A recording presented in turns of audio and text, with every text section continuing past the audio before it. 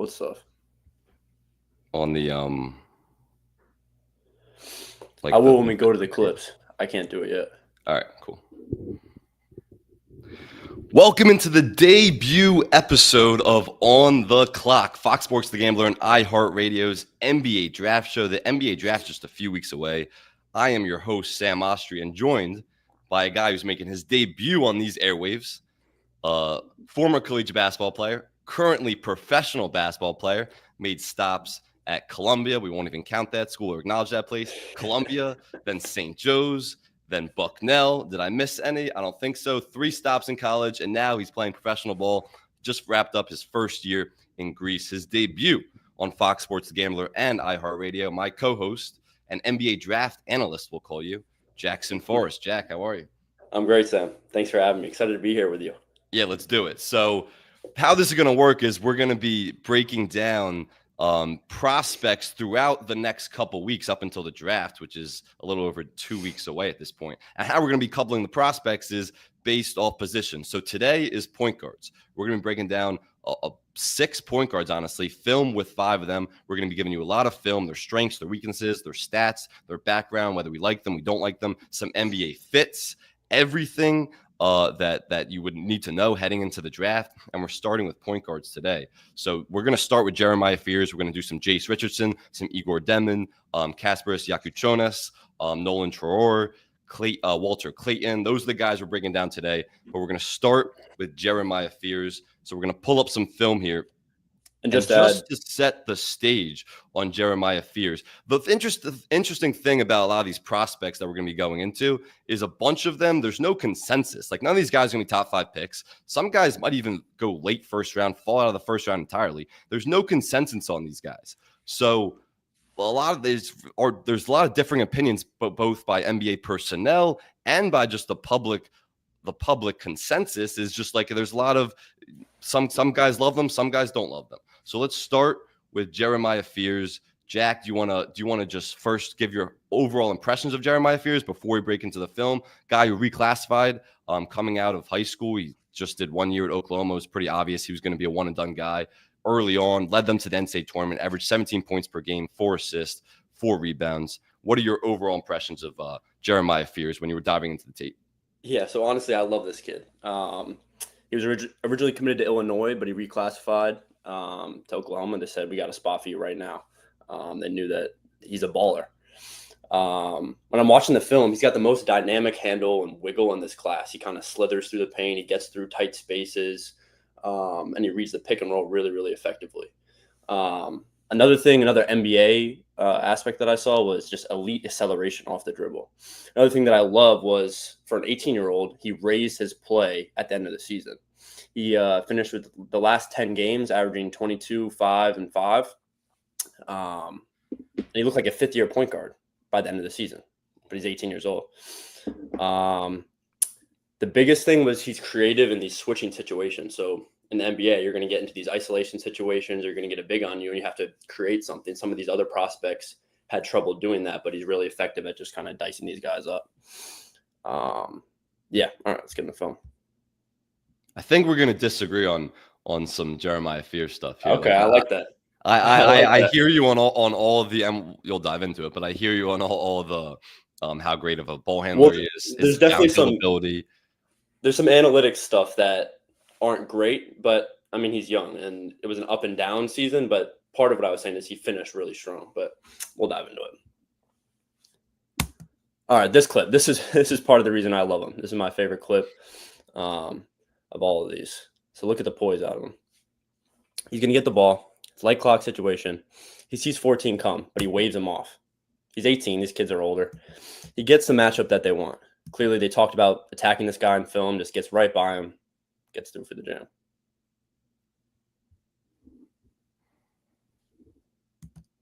Here, he's coming off. There's only one space you can get the ball. It's right through under this guy's hand. Gets it to him, delivers it for the M1. Transition ball screen, which what everyone is running this in college, everyone in pros. A normal kid, dynamic scorer like Fears, he's going to come off looking to attack. 5 doesn't even hedge. I mean, there's a little bit of space here, but there's only one place to get the ball. and he gets it to him for an easy layup.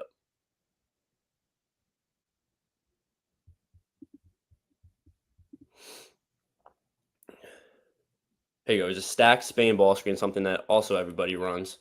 Something I was looking for in all these guys is how they read this. So this is just an elite read out of him. You see him, he's wide open. So he's going to look off the help man, the tag man, and just get it to his man for an easy layup, which is a high level read you're not going to see out of freshmen, especially a kid who reclassed up. This is another clip I love just because this is the first play of the game. Something you might not key in on, but they draw this up and he just reads it perfectly. The second he sees 2 on the ball, he sees no tag out of this guy, which is the usual tag, draws in the low man. 15 could have cut, but he makes the right play right away, and they get a great look at the beginning of the game for 3. Impressive too, like his vision. He's a small guy, and that's some of my concerns with him. His vision, kind of reading over bigger defenders, is very impressive, like you just saw in that clip. Yeah, he's not even seeing those defenders. He's just seeing 2 bodies and then immediately making the right play. Yeah, which, especially at the beginning of a game, with someone like him who's leading his team in scoring, that's impressive for a young kid.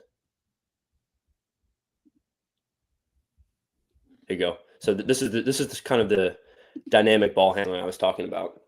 Get to Mario Williams on him. I mean, just a killer crossover. And we'll talk about his shooting struggles, but his mid-range shooting is really impressive. He's much better mid-range shooter than he is a three-point shooter. And when he can operate in the mid-range and get to those mid-range spots, he looks like he has good touch. It doesn't really translate to 3 all that well, at least it didn't this season. But in mid-range, he's a great shooter.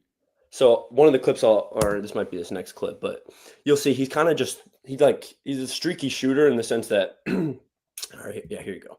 So they try to ice the ball screen. He sees some space, hand down, just kind of throws it up. This is a small thing, but you notice he's kind of just chucking it, pulling his hands down. I mean, he's seen a contest, but that one goes in. But throughout the season, he was doing that a lot and ended up missing them. And he was a pretty low volume 3-point shooter too. He shot 28% from 3 on the season. Not a lot of attempts per game, but those numbers dropped, and his shooting efficiency dropped against SEC. He only shot 23% from 3 against SEC teams, and also only shot 38% from the field, which I know is something that teams wouldn't love about him is his shooting efficiency when the competition got really good against SEC guys. Yeah, exactly. And I think his jump shooting numbers overall, he was like 42% effective field goal on all jump shots. So that's obviously not great, but he's taking tough ones. He's making tough ones. I think his shot selection throughout the year got a little bit better, but it definitely wasn't great. And he wasn't an efficient jump shooter. Here's another one. Gets the big in a switch, and he's just going to work. But look at this. This is what I was talking about. Something little, but he just chucks this ball up, and he's dropping his follow through. Kind of more experienced player. He's going to land, probably going to flop, get a 3-point call, but he knocks this one down. It's a little thing, but he was doing that all year where he's just like throwing the ball up, dropping his follow through, and running back on defense. He's going to Is that the last clip? Yeah, that's the last clip. So a couple things. So one thing that close clips didn't show, a couple things. Positive first. We'll start with positive. He's a very creative finisher, and he's also really good at drawing fouls. He averaged 6.3 free throws per game. So he has that downhill ability. And a lot of those clips showed his ability to read the pick and roll, and he's operating in the mid-range, and of course the good and bad with his three-pointer. But he also is a guy who can get downhill and draw free throws. So what did you see when he was attacking the rim when you were watching some of that tape? I mean, that's what I was talking about with his burst and his athleticism and also his slithery ability. In college, the gaps are way smaller than they are in the NBA, but he was able to get through them. So that speaks well for his ability to do at the NBA level. And he's also got some vertical ability. I mean, you saw the dunk in the beginning. It's not like he's this top-level athlete, but he's also, I think he measured 6'2.5" at the combine. So he's not super tall guy, but he gets off the ground quick. And he was getting his body into bigs for a smaller guard that's big. He just kind of attacks their body, and he was drawing fouls that way. He had the highest usage rate out of any freshman in the country. And I think, he also had a high turnover percentage. Yeah, but those things are I those think he had things a are correlated. 32% When you have a usage high rate. usage rate For and, sure. and you're a lead ball It's handler, you're acceptable. gonna turn the ball over. We're gonna talk about some other Absolutely. guys later in this class who had way higher turnover rates, and so I honestly wasn't really that concerned with his turnover rate because of that usage rate. But one thing I was kind of concerned of, and I think a lot of people, when they're looking at kind of his tape and his numbers and everything, in the half court, he only finished 44% of his shots at the rim. So he's a creative finisher, but he's not a necessarily strong finisher. And he got to the free throw line a lot, like I talked about, but he's not necessarily a strong finisher. And then the other negative with him is he over dribbles a lot. And part of that is because he had to do everything for Oklahoma and he Yeah, the carried that usage rate. Oklahoma team Yeah. to the team. But is there any concern, number one, about his finishing at the rim in the half court? And then two, his over dribbling that could lead to turnovers, which just is you don't really see in the NBA. Like guys are not gonna lead guards don't over dribble unless you're like Jalen Brunson. You don't over dribble an absurd amount in the NBA. I think that was his role in Oklahoma. I think if you get into the NBA, there's going to be other talented creators on the floor. He's not going to be the most talented creator on whatever team he goes to, especially year one. I mean, I guess he could be, but there's going to be other guys that can create. In Oklahoma, he was the main creator. They had to give him the ball. Whenever a possession got stagnant, he's just popping out and he's getting the ball and they're running something for him, usually just a pick and roll. So So I don't think that's where really a concern. so if you're evaluating him, we're not going to compare him to some of the other guys in the top five. He's not going to go top five. I saw places where he was outside the lottery, and I saw places where he's going to be top 10. So there's a wide consensus. If you had to nail him down, and you obviously have to compare him to other prospects in this draft, like he might be the first overall pick if you're going to last year's draft because of how weak that class was. Yeah. But if you had to nail him down as a prospect, like him, love him, medium on him, hot, cool, where are you on him? Of the point guards outside of the top five, I think he's definitely number one of the point guards that we're evaluating today. That's not to say he's going to go into the NBA and make an immediate impact on whatever team he goes to. It also depends sort of the situation he gets to. But of the prospects we're evaluating, I think he's number one. I think he's a top 10. He should be a top 10 pick in this draft class. Here's my problem with him. And he's an exceptional ball handler. You showed how he reads the pick and roll both as a passer, as a scorer. Great downhill ability, can get to the rim even though it doesn't always finish at the rim. Here's my problem with him. What's the prototype? And big part of it is the three-pointer. What's the prototype for a guy that small, like a lead guard who's that small in the NBA? And it's like Colin Sexton is a comp that came to mind. Darius Garland, based on the height, came to mind a little bit. The problem is both those guys shoot 40% from three. Like a lead guard who can't shoot. Did Sexton shoot 40 from three in college? I don't know what he shot in college, but he had a better season at Alabama than Fears did at Oklahoma. Absolutely. I don't know exactly what he shot in college, but Sexton also shot 40% from three his first season in the NBA as a rookie, and then he dipped a little bit and he's back to 40% 3-point shooter. But like guys like Darius Garland and him, those guys are great shooters. So if you're going to have deficiencies with your height, you got to be a great shooter. So is that a concern for you at all? Because I'm just yeah, he could be a really good bench scorer. Those are the question marks around him. He has to be an effective 3-point shooter off the dribble and off the catch. He has to be knocked down, honestly, at that height. And he has to be able to guard. Those are the two things. But he's got the quickness. He has the tangible skills to be able to do both of those things. It seemed like this year he was a little bit unpolished. He's super young. He reclassed up. Young. And so when you're in high school and you're so much better than all these guys, you can just chuck the ball up and make a ton of shots, and it doesn't matter. But you get to this next level, you're doing the same thing. You're not going to be an efficient scorer that way. But he's going to have this offseason. He's going to be doing his draft process, and I'm sure they're working a ton on his 3-point jumper. But that's a question mark. So that's a fair criticism of him. I'd kind of like to see him with the Nets. Part of it because you talk about how young he is. There's going to be a long highway for development there. And it's he's not going to come in and be an immediate impact player. A team like the Nets, who's obviously very much in a rebuild, doesn't have any legitimate long-term prospects at this point. Nets are picking 8, probably around the range where he'll go. Maybe that 7 to 12 range is where I'd expect him to go. And Nets are picking 8. I could see the Nets taking a guy like him, develop his shot. What's his I can see him being a very productive player in the league. More likely a guy who will come off the bench. What's his ceiling though? Could you see him ever being an all-star? I think that's probably a stretch. I think for a lot of these guys, I maybe see that for 1 or 2 of these prospects. it's hard to see him as an all-star based on this tape, and I mean, it's a pretty weak class outside of the top 5.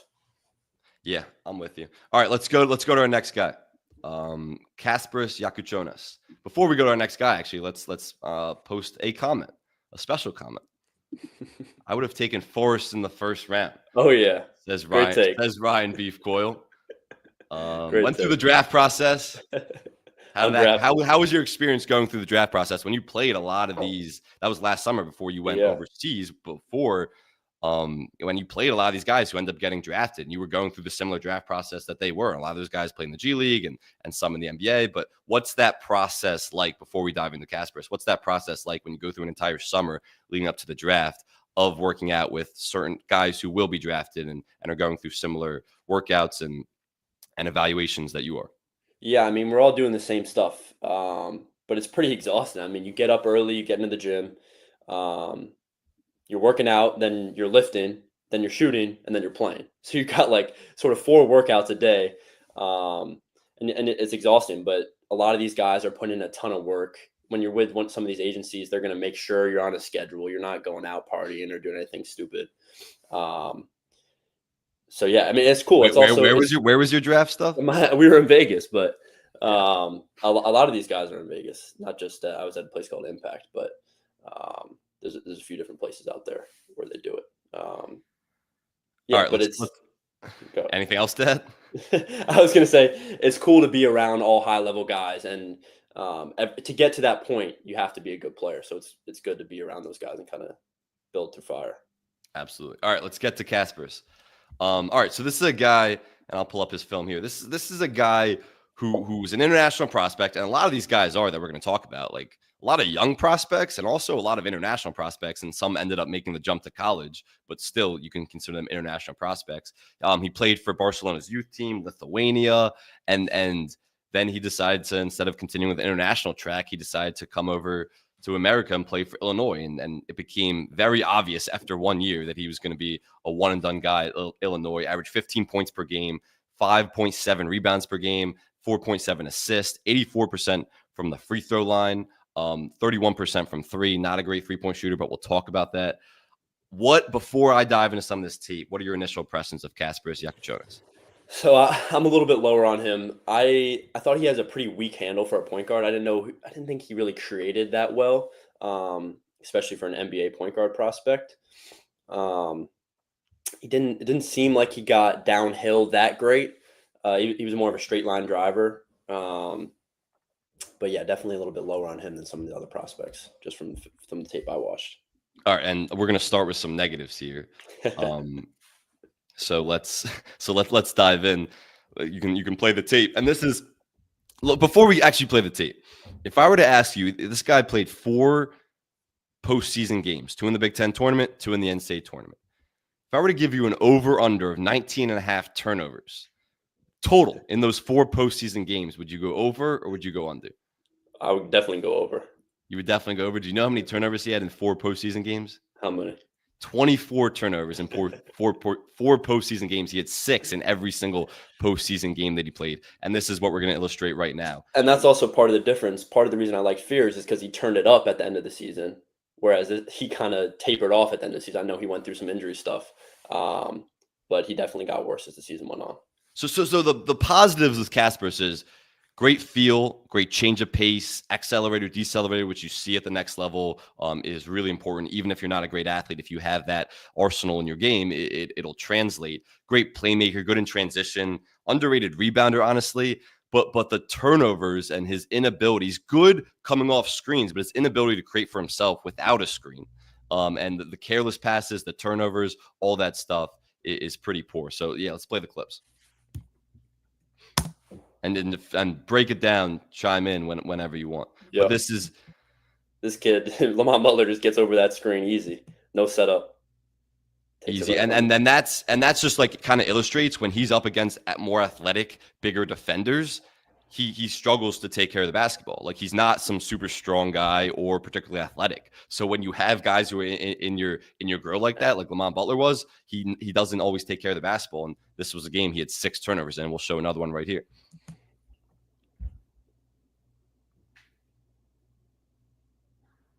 This is just careless, right? Like this, Yeah, I you mean, have the you have the switch. switch. Yeah, You have the exactly. switch, and I think his idea, what he wanted to do there, was he wanted to pass it, and Pass, he was get it going to back. ask Yeah, for it right back and take advantage of that switch, which you see a lot of guys do a lot. But just telegraphs it. careless, Yeah, just careless.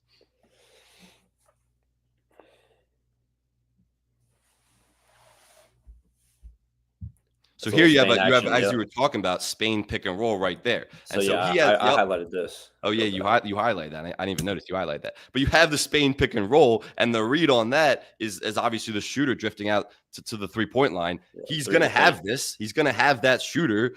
If he can make that pass, and he's capable of making this pass. Not like he's not. He's made this pass on film time and time again of making that pass back into the shooter. Instead, he's gonna force it to the big through traffic, and he usually makes the right read. But this is an example against an athletic, good defense. He makes the wrong read. He kind of A sped up. little floater here works too. I guess he gets the guy in there. Play that one again. Play that one again. Oh, no, Yeah, boom. You have it. Back screen.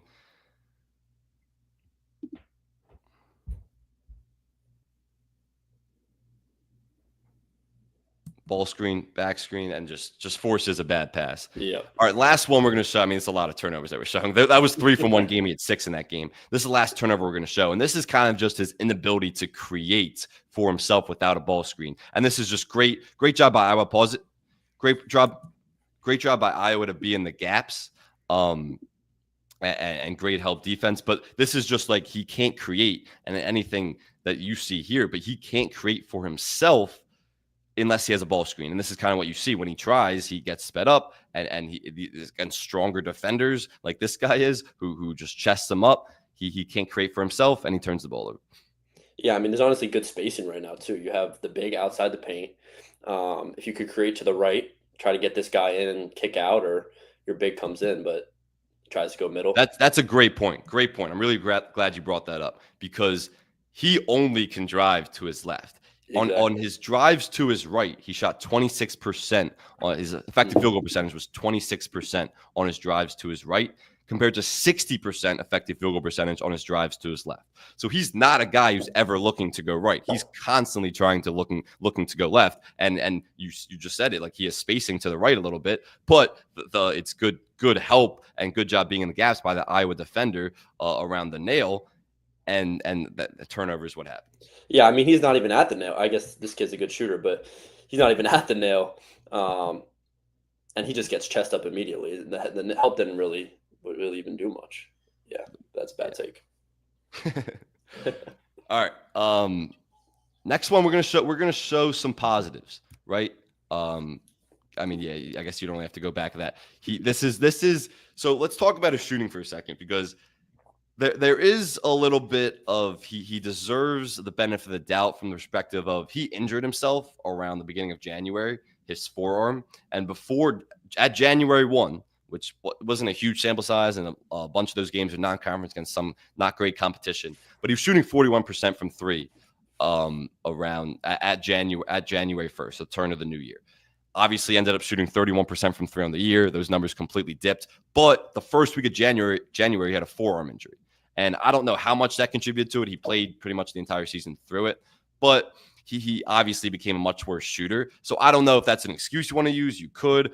Draft evaluators might look at that as an excuse, and obviously talk to the coaches how much it really hampered him, and it's a plus that he was playing through it. But this is just a good read by him. Like, right, you take the switch, you have a big on you, and you're just going to pop a 3 where it's like he still had confidence in his shot. Yeah. Also, he's got a great shooting stroke, something Yes. you can easily build on, even though he didn't shoot a good number by then. And that's something like when you talk to scouts and you'll really have small sample size of how much they shot from 3. A lot of what they're going to look at is your free throw percentage. Like if you're a good free throw shooter, then they believe that could translate to eventually being a good shooter, even if you didn't have great 3-point numbers initially. So he was an 84% free throw shooter. So this guy obviously has good touch and, like you said, good stroke. So there is optimism for his 3-pointer there. And I think he misses this one, and then he comes right back. Yep. Still has this. Misses one. Yep. Leaves off. Switch. Yep. And that's pure. Boom. Next clip. This is. I don't know exactly what this is. Let's see. Oh yeah, this is just he just takes advantage of drop Oh coverage yeah. and a beautiful ball fake. Play Yeah, that one that's again. Anything you want to add, but that's just no, Alabama's in good drop move. coverage and just a beautiful ball fake into a nice layup, and that's what he can bring. He's a pretty good finisher. He shot 65% around the rim, which is pretty good. And this is his change of pace. Not great competition, Eastern Illinois, but kind of shows his change of pace and his ability to accelerate, decelerate, and finish at the rim. No rim blocker though. Yeah, I mean, it's Eastern Illinois. Yeah. All right. So you said you don't, before we get into Igor here, you said that you aren't so high on him. So is it the turnovers, his inability to create for himself without a screen? Give me some reasons why you don't love him as a prospect. I think the turnovers and the handle. I think to be a point guard in the NBA, you kind of have to be able to protect the ball. And the times he played good competition, I can't really use the forearm as an excuse for that. It's like he was careless with the ball, and I didn't see any assists in those videos that you put, which shows. I mean, I don't know if you were looking at that, but that wasn't. How many assists did he average? Yeah, he was a pretty good passer. He averaged 4.7 assists per game. Okay, I mean that's pretty good. Do you know what his usage rate was? Relatively high, not crazy high because that Illinois team is pretty good, but relatively high. Yeah, I I don't mean, know exactly. I just think at the point guard position, you have to be able to handle a little bit better than he did, and especially in the NBA, you have to be able to create for yourself. Yeah, I'm like we were saying before the show that there's a few guys I'm not super decisive on. Like if I was in a draft room and I would not be banging on the table for this guy, but I also probably would be arguing against guys who are completely opposed to him. He's gonna be a top 10 pick. Like you look around the league, like it seems like NBA personnel love him in every mock draft. He's pretty much top 10, at least, and definitely gonna be a lottery pick. And I see it from like the perspective of the pace he plays with and he's finishing around the rim. They see the shooting touch can eventually and the shot can eventually grow into something. But I'm kind of with you where it's like he can't create for himself. He always needs a ball screen to create. He's not at the level. He's a good passer and he's a good playmaker and score out of ball screens, but he's not at the level where you're going to set a million ball screens for this guy. So if he doesn't have the handle, like you said, and doesn't have the athleticism, then I'm not necessarily going to trust this guy, and I don't want a guy who I'm gonna have to set a million ball screens for, who can't And create for himself. is he a point guard in the NBA? That's a That's the good question you got question. to ask yourself. At the end of the day, it's like he's got to play some position. I don't think he's a shooting guard. He's not a combo guard. I guess And if he's going to play off the ball, he's going to have to become a way better shooter, which again we were optimistic it's about, but possible. that's Yeah, still a for question sure. mark. There's another thing we didn't show any. We don't have any defensive clips in here, which is I guess on brand for you. Not that I put any in, but he's a really bad defender. I mean, there's a bunch of times I was watching, he just kind of got lost off the ball. He's not quick enough to guard, like you said, what position is he going to play? He's not quick enough to guard point guards. He's not going to be some point of attack defender. He's also not big or strong enough to guard wings. So he's kind of in this no man land where he's a guy who can constantly be targeted defensively. So I'm concerned about that too. Yeah, I mean, some of these guys, we don't have defensive clips for any of them, but um, some of them have the tangible skills, the quickness, and the physicality to become good defenders in the NBA, even if they weren't at the level they were at. But it seems like he doesn't. All right. Anything else to add on Casper? So I just want to say real quick, like with the shot, he shot in my notes here. I forgot to mention he shot 39% on unguarded 3-pointers off the catch, which is good, obviously pretty good. So that's a reason for optimism. But 30% off the dribble, and so again, he shot over over 5 threes a game, 31% from three, but 84% free throw shooter. So there is optimism for the shot, but that's really like, what's his ceiling? Where is he going to go? That's you need the shot to develop. Yeah. And last thing, a fit. Like I kind of want to see him go, and he'll probably go around this range, the Rockets or the Thunder, which is like mid to late lottery, where it's like he could be kind of locked away for a couple years, right? Yeah, I Like, mean, it would be good for him to get some G League development. He's not playing for either of those teams, obviously. of course. Not even a bench role, which is Yeah, no, I crazy mean, for a lottery pick. Reed Shepard was the 3rd overall pick last year and Yeah, barely played at all for the Rockets this year. for sure. So look, if the Rockets give up a haul for Giannis, which I think is still a possibility, then they may need some more depth. But Ime Udoka, number one, Ime Udoka plays nobody who can't play any defense. Like you have to be able to defend for him, and he doesn't love to play rookies. necessarily. I mean, Cam Whitmore, who's been around for a few years, was also stored away, who I think could be an impact player in the league. Who He plays barely played. defense? Yeah, he barely played for the Rockets this year. But I would like to see those guys, not necessarily those teams, not necessarily for the fit, but for the he can be stored away for a couple of years, develop with a better handle, better shot, and maybe when he actually gets time or reps in his second or third year in the league, show something. Because again, like you said, he's young, and a lot of these guys we're talking about today are young. Yep. All right, let's move on. You want to introduce this guy or just get right into it? Yeah, so Igor Demin, 1 year at BYU, played overseas for Real Madrid, and then another guy who didn't go down the entire international track, when it came over, played a season for BYU. This is probably the most interesting prospect in the entire draft. I mean, there are people Definitely who love him and people who absolutely hate him, and I understand both perspectives. What are your initial impressions before we dive into the tape on Igor Demin? From the stats that I saw, it seemed like he had just a wildly up and down season. For his overall season, he was just an inefficient player. I think he had the worst usage to turnover percentage. I think he had like a 22.5% turnover percentage, with only like a 24% usage rate, where these other guys are in like the 30 usage and high teens of turnover percentages. So he was a little bit careless with the ball, but at the same time, he showed flashes where he's like this 6'7" point guard, where he's making great pick and roll reads. He's getting downhill, and he shot the ball well at times.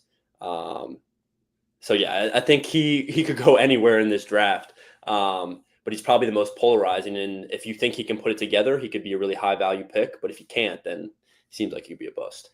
Polarizing is the perfect word for him. He averaged around 11 a game, 5.5 assists, 4 rebounds, 27% from three, which we'll talk about. And as I just talked about, where scouts want to look at, maybe you didn't shoot the ball well from three, but you still were a good free throw shooter. That didn't apply to him at all. 69% from the free throw line, so not a good free throw shooter at all. He is the best passer in this draft. You talk about some of the carelessness with the ball and some of the turnovers. He is the best passer in this draft. He makes super quick reads, great processor, and the pace he plays with, his footwork, and we'll get into all this on film. But all that stuff is like, if this guy was an average shooter, just an average three-point shooter, I believe he'd be a consensus top 5 pick. Like you just said, 6'7". I mean, he's listed as 6'9", without shoes, more like 6'7". But he's such a big point guard, plays with great pace, good footwork, great passer. If the shot is there, he's a great prospect. Without the shot, and it's like he's not always the best at getting downhill, even though he was a pretty good finisher at the rim this year. There's a lot of question marks. So let's dive into the tape.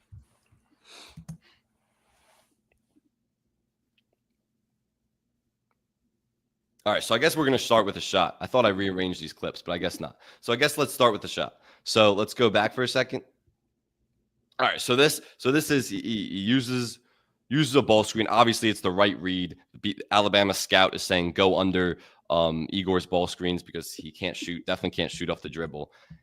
But what I liked, and I kind of just want to hear your perspective on the shot. What I liked from him is he never, and this isn't a tournament game, by the end of the season when he was an awful shooter all year, he never lost confidence in his three ball once. Like this clip and the next clip I'm about to show, he never lost confidence in his three ball.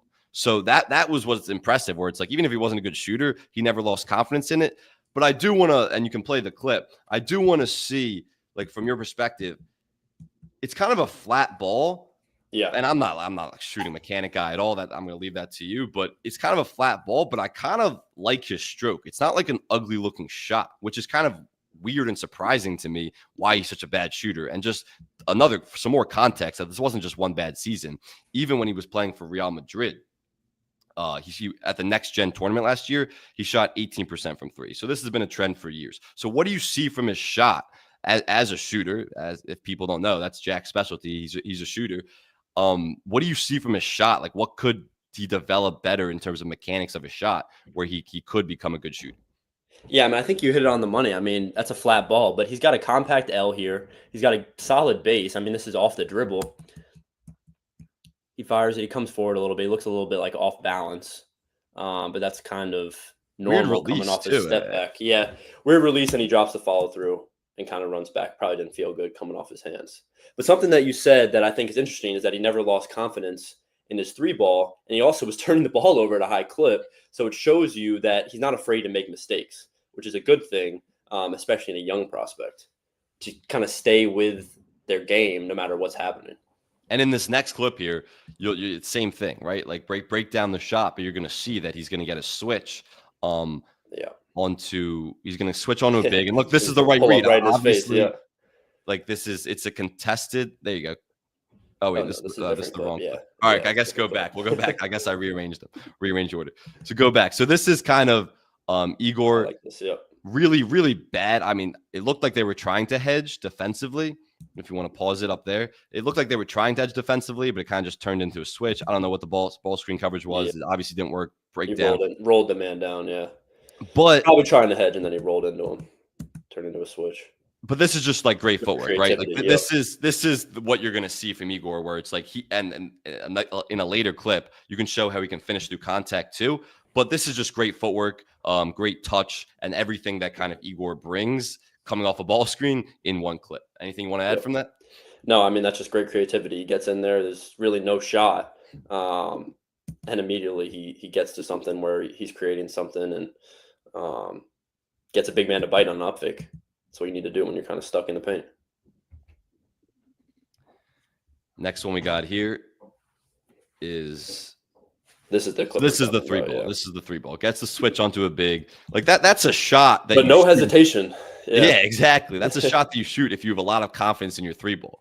Where he can probably take that guy off the dribble too. It's either 1 for 7 as a team. Yeah. You can take the guy off the dribble too, but like this is if you have confidence in your three ball, you're shooting that shot. So again, break down no real space. Yeah, it's tough. I mean, he steps into it, he's got the right footwork, and you can see this kind of compact, straight up and down. He fades a little bit, and you can see, I mean, there's a tough contest. And then clearly didn't come off right. But he's got the stroke. Like we were talking about. So why the hell is he a bad shooter? Like why is some guys have compact strokes, but if it doesn't come off your hand right, at the end of the day, it's not going to go in. So you can have all this right, but if it doesn't come off your fingers the right way, it's a flat ball, and that's the one thing I noticed was just like flat ball. But it was also so you can work on that. It's much easier to fix someone's shot when they have the stroke to get it up in the air, and obviously you have the best shooting coaches are going to be in the NBA. And also probably his pre-draft stuff. I mean, it'll be interesting to see if he shoots well in these pre-draft workouts. Obviously, we won't know that, but if he shoots well in teams like that, then that could be a big plus for him. We're not going to sit here and break down his free throws, but the fact that he really struggled from the free throw line too is concerning. But you're saying that you believe that this shot is fixable, right? Like it's a flat ball. He shoots a flat ball, so he has to work on it. Obviously, it's hard to do that mid-season. So, like, I mean, he might have been in the gym trying to do it, but it's definitely a compact stroke, but you have to put the ball in the basket at the end of the day. So if you can't do that, then that's an issue. Because that's the one thing with him. Like if he shoots well in workouts and scouts believe what you're saying is like, this is a fixable shot. We have the right development coaches, shooting coaches to fix his shot. I don't know. He's not a top 10 pick. Yeah. I mean, it's partially because he didn't have a good season. I mean, that's what you would say about that. Just so inconsistent. But yeah, I mean, if they have that real belief, then yeah, I could see why you take him top 10. All right. Over a guy like Kasparov.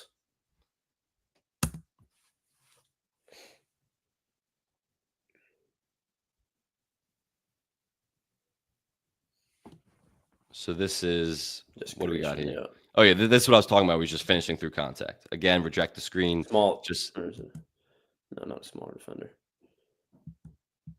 Head fake, finish through contact. I just wanted to show that. Just great footwork. Yeah, get to 2 feet.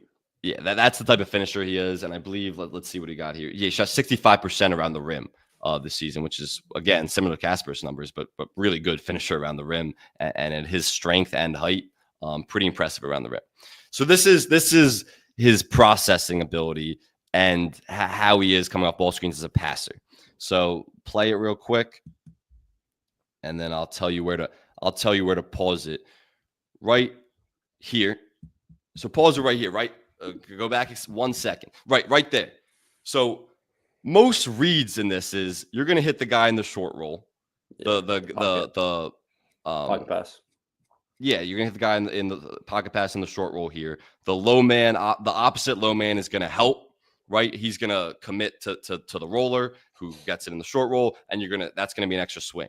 Igor is such a great passer and a processor. He avoids all that. So he knows that this guy, the low man on the opposite side, is going to tag. Like, he's planning on tagging the roll. He sees his foot kind of just go to the lane just a second. He knows he's about to tag the short roll and just, or the roller, and just delivers a beautiful pass on the opposite wing. And that's just like textbook processing the pick and roll. This is who he is as a passer and a playmaker out of the pick and roll, but really not even in transition too. He's the best passer in this draft class by far. Also, this guy is usually supposed to be a little bit higher up, especially with a player on the 45. He's supposed to be higher up, tag him, get back to your man. He just sees that he's here right away, sees the lift. Perfect pass to the pocket. Yeah, that was like, I mean, there's a ton of examples like that, but that just felt like textbook processing the next layer of the defense.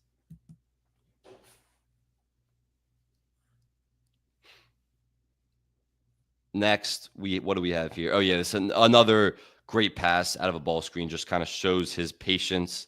Get to the next ball screen. Yeah. Boom. Just a great pass. One place to put it, and he puts it there. All right. So, like we said, Igor is the most polarizing prospect in this entire draft. Like, his absolute ceiling is like a Josh Giddey type to me. A guy who's a phenomenal passer. I love that comp. Great passer out of pick and roll, great passer in transition. Has never really developed a shot. Yeah. And the Thunder ultimately traded him, but he still had a really good season with the Bulls this year. And he's a good player. Like, he's a useful player in the league. If he can develop a shot, the sky is the limit for him. Like, that's his ceiling to me as a Josh Giddey type. But the sky is the limit for me to him. His ceiling Josh Giddey, but if he gets a shot, then he'll probably be better than him.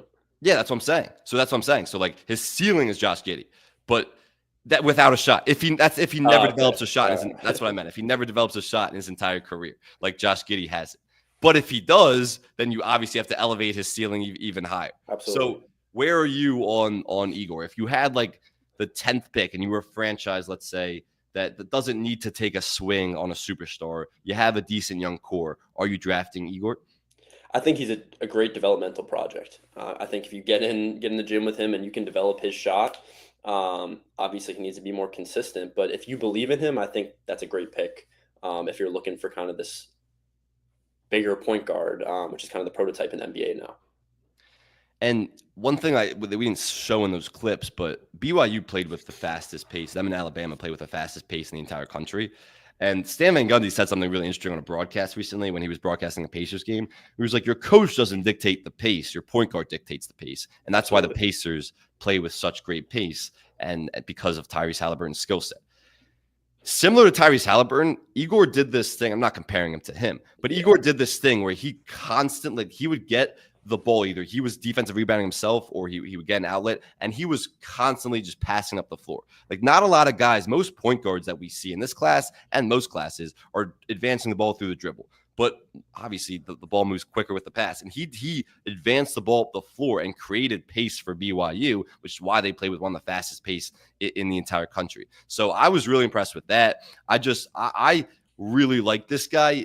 And it's like I can't sit here and say, it's kind of like if Joel Embiid is healthy, the Sixers will be good. Like, I have no idea if Joel Embiid is going to be healthy. I have no idea if Igor's ever going to develop a shot. But if he can, I think this guy has a chance to be one of the best players in this class, other than Cooper Flagg. And I really mean that, just because of his pace he plays with, the footwork, his finishing ability, how great of a processor he is and a passer, how he can operate out of the pick and roll. I'm really high. Like, he's polarizing. Some people hate him. Some people love him. I'm way towards the love him spectrum than the hate him spectrum. Yeah, I don't think that's a bad take. Also, on the coaching point, I think BYU, I forget his name, but he was the Phoenix Suns assistant. And his whole thing Kevin is Young. Yeah, Kevin Young. He's trying to build kind of an NBA system at BYU. Part of the reason they got the number one prospect in this class. So he'll have experienced some of this already. I think if you look at their facilities and just as a program, they're close to an NBA team. So him stepping into developing in one of these franchises could be very easy for him, just coming from BYU. Yeah, I think that's a great point. And in terms of a team that could draft him, it's hard because he's probably not going to go in the lottery, honestly. And maybe there's a team that takes a swing, but I see a lot of mocks have him like early 20s, late teens. I could see the Heat drafting him. I believe they have the 20th pick in the draft. Look, there's no better developmental system in the NBA than the Heat. So maybe they can help him develop a shot. And he would have a immediate impact. We'll see how that roster shapes out for next season. But he'd have a pretty immediate impact. Tyler Hero had the best year of his career with the ball in his hands, but he can also play off ball. The pick and roll between Igor and Bam Adebayo would be pretty lethal. So I like the Heat as a potential fit for him. I like that. All right, let's move on. I believe Jace Richardson is next. We got I three think more I think guys. it's Traore. All right, Troy. So, all right, Nolan Troy.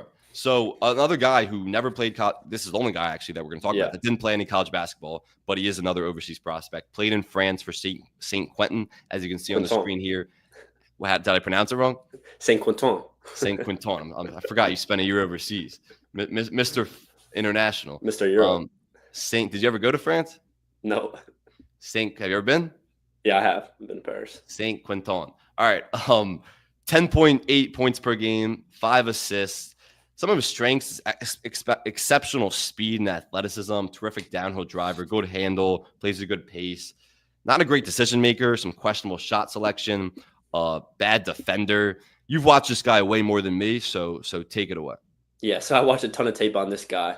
One thing about him, so he was 2 years ago, I think he was a projected lottery pick. I think he showed at like Eurobasket or one of these places where there's a bunch of NBA decision makers. He had a good outing. But this year, he basically put up the same numbers he did the year before. And so he really, really stagnated. And he's down into, I think he's in the 20s and 30s projected now, either late first round or early second. But my comments on him were he reads the game like a seasoned pro. That's what I saw from him. We might have some disagreements on this, but he pushes the pace and transition, and he reads the transition game really well. I think that was one of the most positive things about his game. And another thing was he had a huge usage rate. It's different to have a huge usage rate in college versus the pros where you're playing against grown men. And France is one of the top leagues in Europe. So he was at 30% usage rate. He had 18% turnover, so similar numbers to Fears. But the competition is a little bit different. He was an inconsistent jump shooter. I think he was 41% effective field goal percentage, but he was really efficient off the catch, or not really efficient, but 56 effective field goal percentage, so much better off the catch. But like you said, he struggled in isolation, had really bad decision-making isolation. He was 35% effective field goal in isolation, so really, really bad. And I thought he was not aggressive enough through watching the film. It seemed like he was always trying to pass. He was good at transition, at being aggressive, getting in the rim and pulling up for some threes, but he really, really looks to pass out of the pick and roll. And there was times where I thought he could have looked to score, which would have helped his team rather than make some turnovers and some passes. He was a really inefficient scorer, and that's my biggest concern with him. Like number one, a lot of these guys were, though. None of these guys were really efficient scorers in college or the pros. Or I mean, this guy in the pros, but the difference between like him and a guy like Igor and Kasparis is those guys could finish at the rim really well, and Nolan I don't believe can, and he's also not an isolation scorer like Kasparis isn't either. Jeremiah is, and we'll talk about Jace Richardson a little more, but he can't score in isolation at all. Just to read some of those shooting numbers: 30% on catch and 30% on catch and shoot threes, 22% of dribble jumper threes, and 28% of dribble jumper twos. So he 30%. 30% catch. I got him at 56 effective catch and shoot. This was just Synergy, straight catch and shoot numbers. That's what I saw in Synergy. Is that for his full season? Yeah, full season. But I will say also, ton of floaters. He takes a ton of floaters, only makes 33% of those. So he's not an efficient scorer at all, and he just struggles to score in isolation. He's not a good shooter and just inefficient scorer, which is a lot of the problems. So let's break down some of the film. All right. So starting off with transition, this is something he's not a great shooter, but I wanted to kind of highlight this. He pulls up, he's confident. He does something similar to other guys, looking at him drop his follow through, but he cashes that one.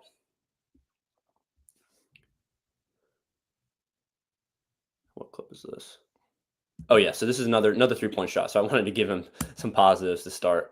Um, but he just gets into that hesitation pull up and he makes it. And he had flashes this year for sure. He won best young player in all of Champions League, which is one of the best international basketball competitions. Um, so that's a big positive for him. A lot of What NBA do you guys see have from won his What do that you see elite. from his shooting stroke? Right, like obviously not a His great stroke is 3-point inconsistent. shooter. Yeah, so I mean those two look good. Both those Mechanically, though, like what do you see? We talked about Igor. We talked about Kasparov's mechanics. What do you see well, mechanically? I'm saying mechanically he was inconsistent. I'm not saying But what can he fix? What can he fix? just be more compact, have a better base, land and hold your follow through. I mean, this is tough. Someone gets kind of under him. But I mean, he switches that one. So you can't really be too critical of that. I think if we had some more catch and shoot. Oh, I think I have one in here, actually. But we'll get to that. All right. So this is a Spain pick and roll, something we're showing with all these guys. Side Spain.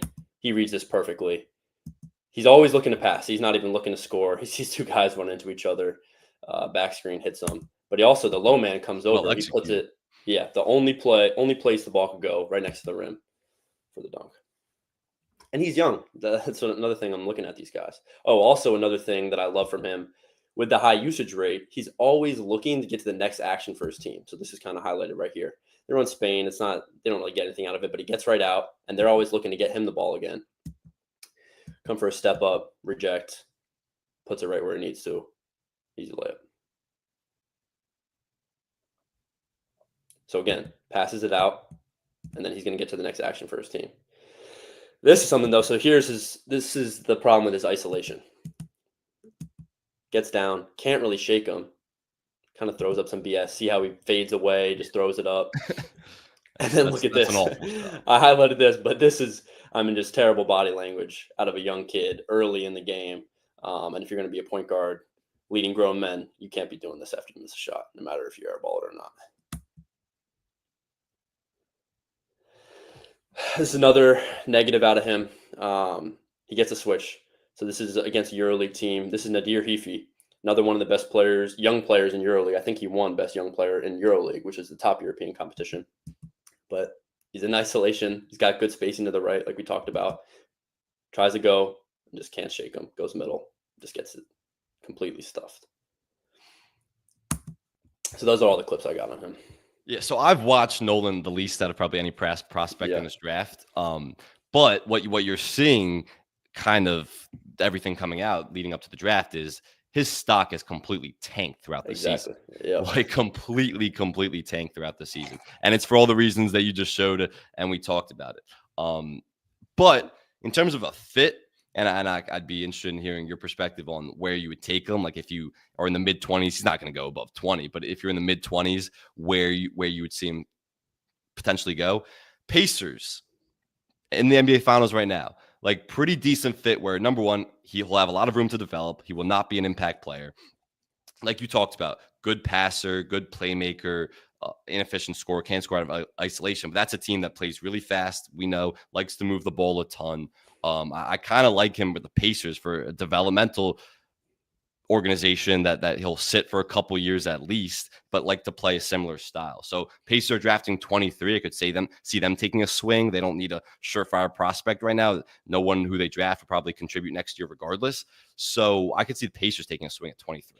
I like that fit for his NBA game. Absolutely. And like you said, his stock has plummeted. So I think you can kind of buy low on this guy, whereas some NBA evaluators had him as a lottery pick 2 years ago. And he kind of stagnated this year. But again, super young kid. And I think you can buy his stock low, and he's got a chance to turn into an NBA point guard. I really think he's got the tangible assets to do it. All right, let's move on. Two more guys. We're going to start with Jace Richardson, and then actually our last guy who we have film on, and then we're going to talk a little bit about Walter Clayton, who potentially could fall out of the first round entirely after an epic March Madness run. But let's start with Jace Richardson here. 12 points per game, 1.9 assists, 41% from three, 44% from three in transition. So a really good transition three-point shooter. I love this guy. Like I would take a swing on him in anywhere from like the 10 to 15 range. I think his absolute floor is a really good, impactful role player in the NBA. That's his floor.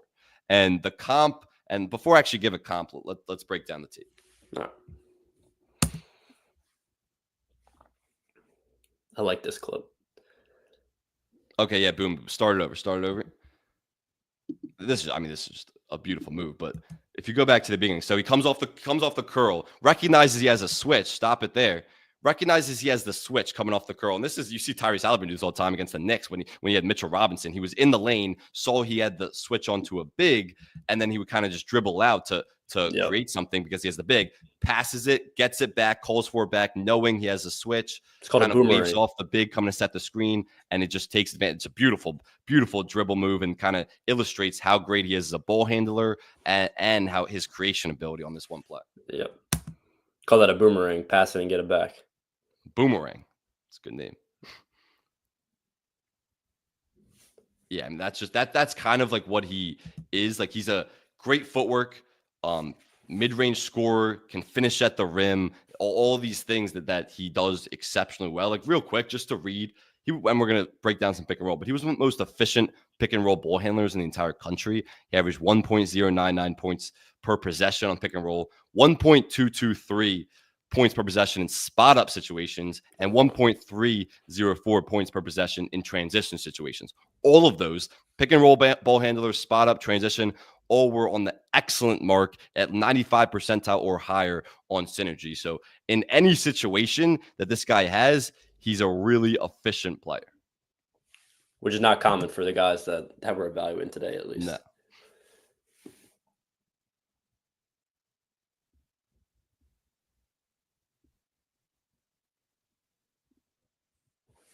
What do we got here?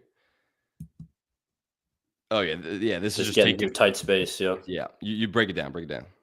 Just getting through tight space. I mean, he's got two people helping in the gaps. He's got Danny Wolf, who's about 7 foot on him.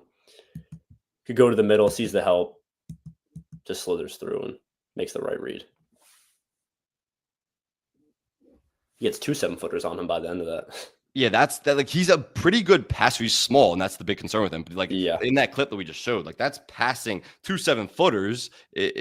Michigan had one of the biggest front courts in the entire country, and 2 7-footers, and he's making that pass through trees, and that's kind of pretty impressive for a guy who's small. Like, that's one of the big concerns, and we'll talk about his defense, but that's one of the big concerns, is that this guy's pretty small. All right, next clip.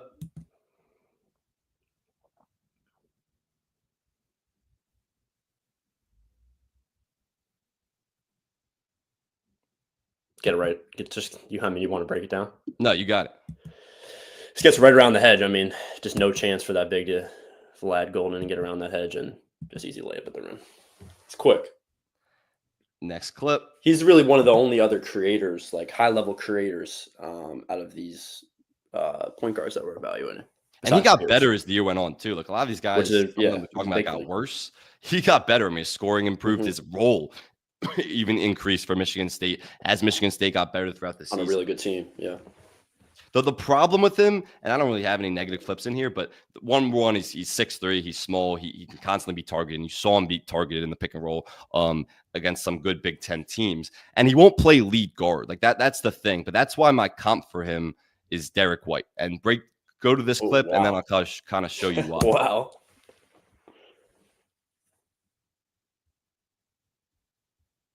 This clip's moving at a snail pace. Put it in double.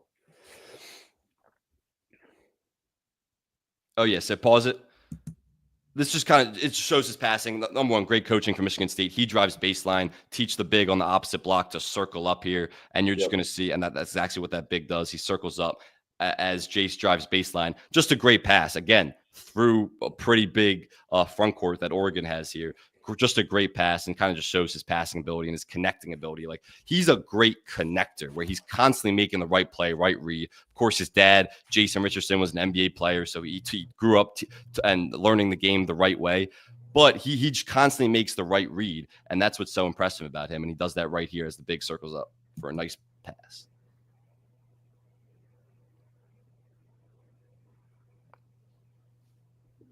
Is there one more? Or is that it? I think that's it. Yeah. That's it. All right. Yeah. So the reason my comp is Derek White for him, it's because, number one, Derek White is not a guy who's going to get a ton of ball screens a game. But when he's complemented with guys like Jason Tatum and Jaylen Brown, great isolation scorers, Derek White's one of the most efficient pick and roll ball handlers in the entire NBA. Jace Richardson was that for Michigan State and in college last year. And I think he can be. He's not a guy who's going to get a million pick and rolls a game, but when he does, he's really efficient as a playmaker and as a scorer off the pick and rolls. And Derek White is probably considered unanimously maybe the best role player in the NBA. I'm telling you, this guy's ceiling, and he's not going to be a star because he's not a lead guard. He doesn't handle the ball that much, but his ceiling is a really good role player. Derek White can play off the ball because he's a great three-point shooter. Jace Richardson, great three-point shooter.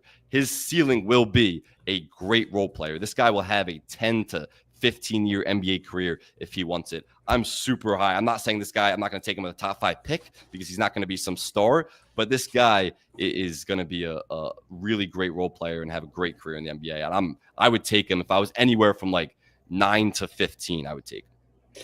Just to push back on that a little bit. I mean, I think his combine measurements were like 6'1.5". Derek White's the combine measurements like 6'6" shoes. Okay, Derek White's, what is he, 6'4.5"? Yes, he's much taller. Yes, he's taller. Yeah. He's taller. But he's one of the best three-point shooters in the entire NBA.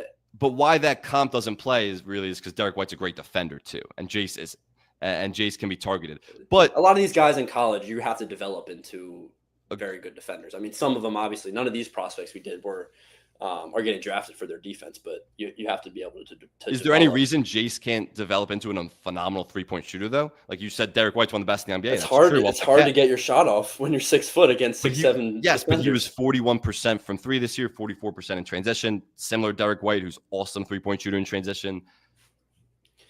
I mean, I'm just thinking straight Derek White on the Celtics, where he's just shooting over guys. They come for these ghost screens, and he steps behind and is shooting over people.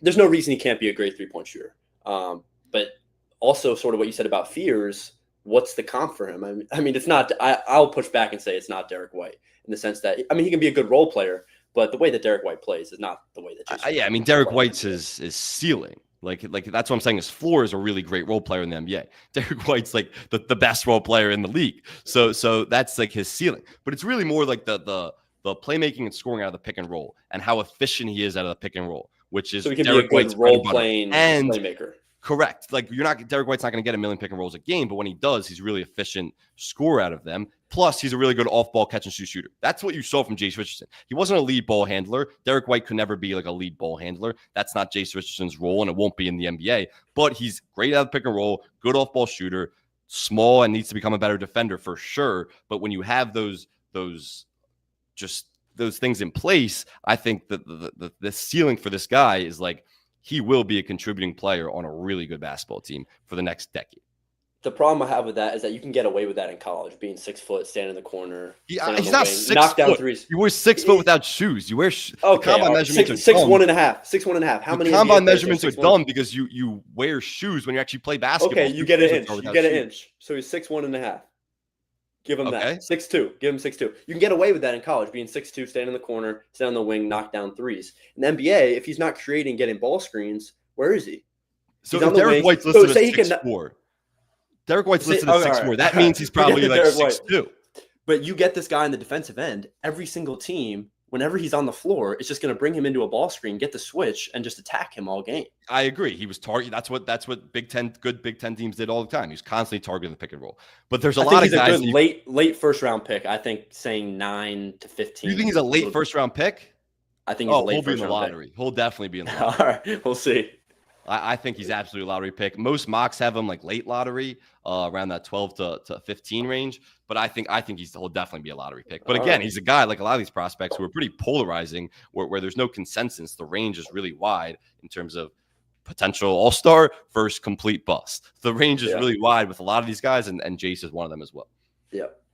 All right, moving on to our last guy, which we don't have film on, so we'll take away the film here. But let's just talk about Walter Clayton, a guy who during the preseason and leading up to Florida's national championship run this year, before the season even started, a guy that was projected late first, maybe even a second rounder. The March Madness run comes, the SEC tournament run comes, and we know Walter Clayton was as a scorer, as a clutch shot maker, as a difficult shot maker. Phenomenal, one of an all-time great March Madness runs that culminated, of course, in a NCAA championship. his stock, when you saw some people saying it was a top 5 pick, some top 10 pick, his stock rose because of that. But what I tweeted this at the time, and it's truer now that we're actually in June, is that once you kind of take a breath away from the craziness of March Madness and you really evaluate this guy, him being closer to the late first round is more accurate than him being a lottery pick, because there are a lot of concerns with him. So what are your initial impressions with Walter Clayton Jr.? And do you see him more as a lottery pick or a late first rounder, potentially a guy that could sneak into the second round? Yeah, I mean, I think that's just not how the NBA works. It's like the NBA isn't picking the best guys from college. They're picking guys that they think can Exactly. develop into amazing players. Another thing with him, he's a bit undersized. He's probably like 6'2.5", no shoes. We'll give you 6'3.5". But his film would have been amazing. I mean, he probably would have had the best film out of any of these guys. I don't know what his synergy numbers were, but I'm sure he was very good or excellent points per possession wise. And he shot the ball amazing, especially in that tournament run. But yeah, I mean, it's just the NBA is about development, especially with the draft. But on the flip side, if you can hoop, you can hoop. And so I don't know if he's going to go anywhere and be an impact player right away, but he could go to one of these teams that are contending and maybe come off the bench and give them good minutes. Yeah, I mean, 18 points per game, 4.2 assists, 38% from three, 44% from the field, can score and burst, can play off the ball, is a great catch and shoot guy, 40% catch and shoot shooter. And look, what you saw in that tournament run was he's just an incredible tough shot maker, and you saw it in the clutch time and time again. But the difference between that and versus like a run that Jimmer Fredette or someone went on was those guys had range. And Jimmer Fredette obviously didn't work out in the NBA, but had a really good international career, honestly, and is a great 3-on-3 basketball player too, by the way. Repped USA at the Olympics last year, even though Serbia got him pretty good. But a great 3-on-3 basketball player, Jimmer Fredette is. But those guys have range. Like Walter Clayton doesn't have the range. He's just a great, difficult shot maker. The concerns are his age. He's an older guy, 22, and like you said, his size. And he couldn't. There was a lot of times in pick and roll possessions where he's a fine passer, but wasn't a great passer. It was hard for him to read over the defense and make plays over the defense. And he wasn't a guy like a lot of these guys we talked about who can read the next layer of the defense. He's not a guy who can do that. And he's also a weak defender. Like we just talked about, Jace might be targeted a lot because of Walter Clayton's size too. He's targeted constantly, or was at least targeted constantly, and would be if he ever was a rotation NBA player because of his size. So I would take a chance on him because of his shooting ability, and his handle's pretty good, and he's a good catch and shoot shooter, can play off the ball. But I would like late first round earliest. I don't even really have a team that he should go to, because he might honestly fall to the second round. I think a team in the super late second round, which could stack him away on the bench and just have him develop while getting no NBA minutes and playing some G League. I think that might be worth a pick, or worth a swing for a guy for a team in the late first round. I don't really see it anywhere above that. He could even slip to the second round. So I'm not super high on Walter Clayton Jr. It was an awesome March Madness run, but like you said, college game and NBA game are different things. March Madness runs are special. They're unique. Once you actually get to the NBA level, there doesn't really matter what you did in March Madness or college anymore. So I'm not that high on Walter Clayton. One thing to add just about the defensive piece for all these guys really is that when you have a really high usage rate and you're running every action for your team, it's hard to go back on the other end and guard the other team's best player, or just be super physical on defense. It's like you're sort of trying to regenerate, because you're going to have to go run 2-3 ball screens down on the other end. Something to look for in these guys. I think that's a good point real quick, just Yeah. in terms of defensive Jalen Brunson, where it's like his usage rate was so high, Exactly. and his role for And the Knicks. Luka too. Yeah. Well, Luka's a little more lazy, I think, All between right. him Well, and it's Jalen hard. Brunson. No, You're seeing I'm sure, laziness, but he's probably pretty tired. Like you're but going that's what people down and talk you're. about with conditioning. That's what people talk about Yeah, with conditioning, that's a where it's like fair you got to get criticism. better condition. But with Jalen Brunson, it's not laziness. It'll never be laziness with Jalen Brunson. It's just because of the role he has offensively and how much he has to carry offensively. And he's, like you said, 2-3 ball screens a possession. It's much more difficult for him to expend energy on the defensive end. And that's why he's targeted. Of course, he's small too. And he held up against the Celtics, not so much against the Pacers. But that's similar concerns. Back to your point. Yeah, I was just saying, I think you have to look for the tangible assets that they have. And I think Walter Clayton actually, he's got a big frame, he's strong, and he's got physicality. So I think he could develop into a good defender if he's playing off the ball. But that's something you got to look for with all these guys. All right, let's rank them. Let's rank these 6 guys. And we're going to close here. We went long, over an hour and 10 minutes at right now. let's rank them. So we got Jeremiah Fears. I know where you're going. Number 1, Chase Richardson, Igor Demon, Kasparas Yakuchonas, Nolan, and Walter Clayton. Rank your 6. If you were an NBA GM, forget your fit, forget your current roster. You're starting complete blank slate. These are your 6 guys you have options to choose from. 1 through 6. Go. I like Fears 1, Demon 2, Traore 3. Really? Uh, Wow, you really hate Kasparas Yakuchonas. You I'm have Traore struggling. over Kasparas Yakuchonas. For what I do. reason? Pitch me in 30 seconds. We've got to get out of here. But pitch me in 30 seconds. Why? I think that Traore has a higher ceiling as an NBA point guard. I don't think Kasparas is an NBA point guard. As simple as that. I think his handle is too weak, and he didn't take care of the ball well enough to be an NBA point guard. I think he's more of a 2-man, and I don't know how well he showed that during this year. All right, finish your ranking. Kasparas, Richardson, Clayton. So you really have Richardson left. So our biggest disagreements are, so I have Fears 1, I have Chase Richardson 2, Igor Demon 3, Kasparas 4, Nolan 5, and Walter Clayton 6. So our biggest disagreements are with Chase Richardson. I'm way higher on him than you. And I don't love Kasparas. I kind of told you I'm pretty indecisive on him. I wouldn't, if I was in a draft war room, I would not be sticking my hat out for that guy. But I also think he could develop into a really good prospect. And Kasparas has a chance, other than Fears. Kasparas is probably going to go second of this group in the draft. Yeah, I'm not saying where he's going to go. I'm saying where I see him going, or where I see him going in the NBA. Yeah, I'm just saying from the perspective of the evaluators and NBA personnel, definitely like this guy. They're probably higher on him than we are. But yeah, so I got Fears 1, Jace 2, Igor 3, Kasparas 4, Nolan 5, Walter Clayton 6. And I'm a little lower on Nolan than you are. You've watched way more film on him than me, but that's kind of our bigger differences. We pretty much agree with Igor Demon, where it's all the tools are there. It's just he has to develop into a better shot, which you said is fixable. So I'm optimistic because I really think this guy could be one of the best players in this class if he develops a shot. I agree. Anything else to add? I don't think so. I think we hit it all. All right, that was the debut of On the Clock, Fox Sports The Gambler, and iHeartRadio's NBA Draft Show. We will be back breaking down a different position group later this week, maybe early next week. We'll have a few more episodes up until the draft, which is a little over 2 weeks away. We're going to break down bigs, wings, some forwards, but we're not breaking down the top guys in this class. If you want to find the Cooper Flagg breakdowns, the Ace Bailey, Dylan Harper breakdowns, you can find those somewhere else. We're breaking down the guys who might be in the teens, the 20s, maybe even the second round. So we'll talk to you next time. This is On the Clock, presented by Fox Sports The Gambler and iHeartRadio.